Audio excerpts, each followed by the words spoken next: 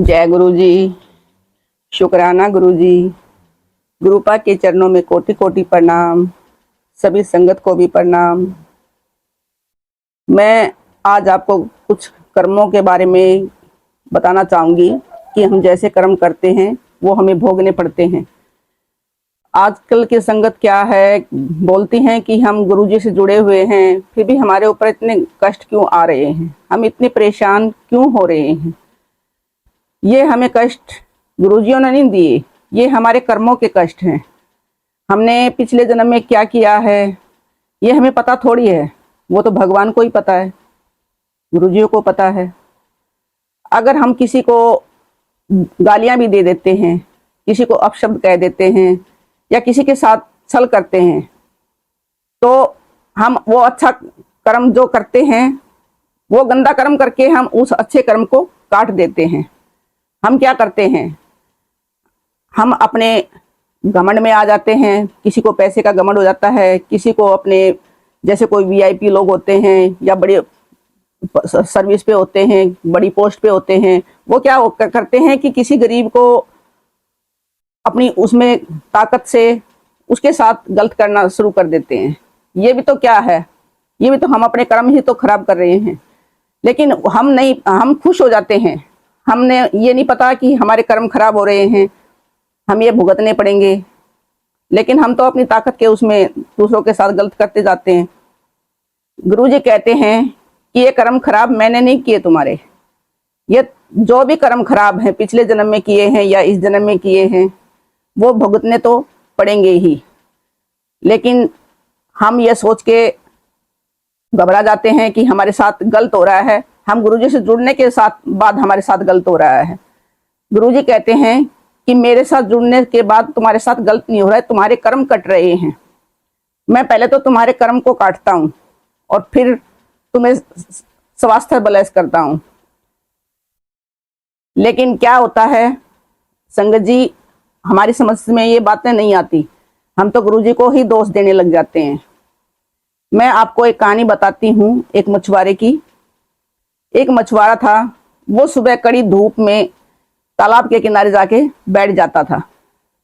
एक दिन दोपहर हो गई, उसको वहां पे कोई भी मछली दिखाई नहीं दी। इतने में एक सेठ आया और वो भी वहां पे मछुआरे के पास आके बैठ गया। इतनी देर में मछुआरे की नजर एक बड़ी मछली पर पड़ी और मछुआरे ने उस मछली को जैसे ही निकाला, उस सेठ को क्या हुआ, लालच आ गया। उस सेठ ने सोचा कि ये गरीब मेरा क्या बिगाड़ेगा, मैं इसे मछली ले लेता हूँ, ये मेरा कुछ नहीं बिगाड़ पाएगा, मेरे पास तो बहुत पैसा है, पैसे की ताकत दिखाने लग गया, मेरे इतनी ऊपर पहुंच है, मैं ऐसे कर दूंगा, ये कर दूंगा। लेकिन वो ये नहीं सोचा कि वो गरीब है, इसकी बद्दुआ ही तेरा विनाश का कारण बनेगी। उसने उस गरीब के हाथ में से उस मछली को खींच लिया, लेकिन उस मछली ने उसकी उंगली पे दांत मार दिए और वो वापसी उसके हाथ से वो फिसल के वापसी तालाब में चली गई। तो मछुआरा ये देख के परेशान हुआ कि इसने मेरे साथ ऐसा क्यों किया। वो कुछ नहीं बोला, वो अपना आराम से बैठा रहा। सेठ को दर्द होने लगा और वो चिल्लाता हुआ चला गया। वो डॉक्टर के पास गया। डॉक्टर ने कहा कि आपका ये उंगली में पूरा जहर फैल चुका है, आपकी ये उंगली काटनी पड़ेगी। मछुआरे ने सोचा कि अभी तो चलो कोई बात नहीं, उंगली ही कटेगी, मैं ठीक हो जाऊंगा। डॉक्टर से कहा कोई बात नहीं, मेरी उंगली काट दो।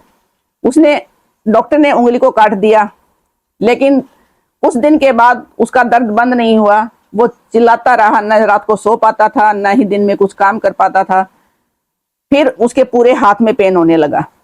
फिर वो डॉक्टर के पास गया कि डॉक्टर साहब मैंने तो उंगली कटवा दी, अब मेरे हाथ में अब क्या दिक्कत है। डॉक्टर ने चेक किया कि अब तेरी सारी उंगलियां कटेंगी।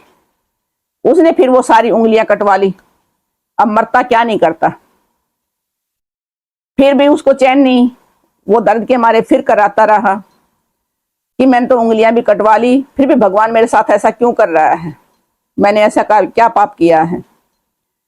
फिर दोबारा वो डॉक्टर के पास गया।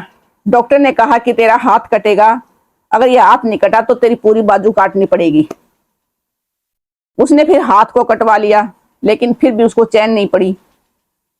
फिर डॉक्टर के पास गया, फिर उसने बाजू को कटवा लिया, उसका पूरा हाथ खत्म हुआ लेकिन उसका दर्द बंद नहीं हुआ। तो डॉक्टर के पास से आते हुए रास्ते में उसको एक महात्मा मिले और वो महात्मा ने कहा कि हमारे यहाँ पर एक संत जी गुरु जी ठहरे हुए हैं, आप उनसे जाकर मिलिए, हो सकता है आपके हाथ का ये कोई उपाय बता दे इस दर्द के निवारण का। तो वो वहां पे संत जियों के पास चला गया। उसने बताया कि मैं तो ऐसे ऐसे, पहले तो उंगली कटी, फिर सारी उंगलियां कटी, फिर हाथ कटा, फिर बाजू कटी और मेरे को अब भी चैन नहीं है, अब मुझे क्या करना चाहिए, मैं बिल्कुल थक चुका हूं इस जिंदगी से, मैंने तो ऐसा कोई पाप भी नहीं किया। उस महात्मा ने कहा कि सोच ले, तूने अभी कुछ दिन पहले ही कुछ किसी के साथ गलत किया है और यह उंगली तेरी किस वजह से हुई है। फिर उसको मछुआरे की बात याद आई कि ऐसे ऐसे मछुआरे के साथ मैंने गलत किया था और उस मछली ने ही मेरे को यहाँ से काटा था और उसका ही जहर मेरे सारे शरीर में फैलता चला गया। तो महात्मा ने कहा कि उस मछुआरे को ढूंढ और उससे माफी मांग, क्योंकि उसकी बद्दुआ ने ही तेरे को ये सजा दी है, क्योंकि गरीब के साथ तूने छल किया है ना, इसलिए तेरे साथ गलत हुआ है। वो चला गया और उसने तालाब पे मछुआरे को ढूंढना शुरू कर दिया। आखिर में वो मछुआरा उसको मिल गया।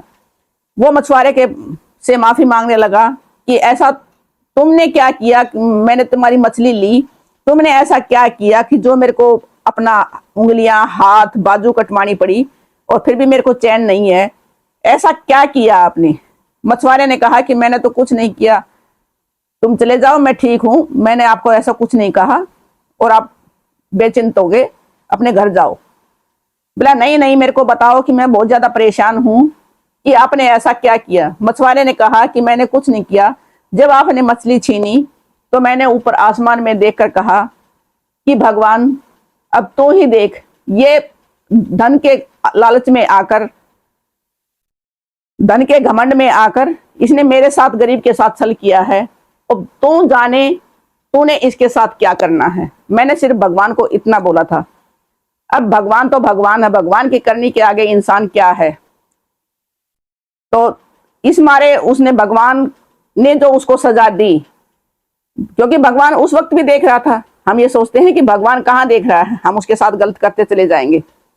भगवान के पास हमारे एक एक चीज का हिसाब होता है, हम किस टाइम क्या करते हैं, किस टाइम क्या नहीं करते। तो इसलिए मेरी सभी संगत से हाथ जोड़कर यही प्रार्थना है कि किसी का दिल ना दुखाए, किसी के साथ गलत ना करें, अपने कर्मों को सुधारें। कर्मों का जो लेखा जोखा है वो हमें भुगतना पड़ेगा। जब तक हमारे कर्म नहीं कटेंगे हम ऐसे ही परेशान होते रहेंगे। कोई संतान से परेशान है, कोई जॉब को लेके परेशान है, कोई बीमारियों को लेके परेशान है। इसलिए अपने कर्मों को चंगा रखें, किसी के बारे में उल्टा सीधा ना बोलें, क्योंकि पीठ पीछे की हुई बुराई भी भगवान तक जाती है और वो भगवान हमारा 10 गुना बढ़ा के हमारे को सजा देते हैं हमारे पापों की, जिसकी हम गिनती ही नहीं कर सकते। और दुखी होते हैं तब भगवान से कहते हैं कि हमने किया कुछ नहीं है, ये हमारे कर्मों की ही सजा होती है जो हमें भुगतनी पड़ती है। तो प्लीज संगत जी, इसको ज्यादा से ज्यादा लोगों में शेयर करें, कमेंट करें। जय गुरु जी, शुक्राना गुरु जी।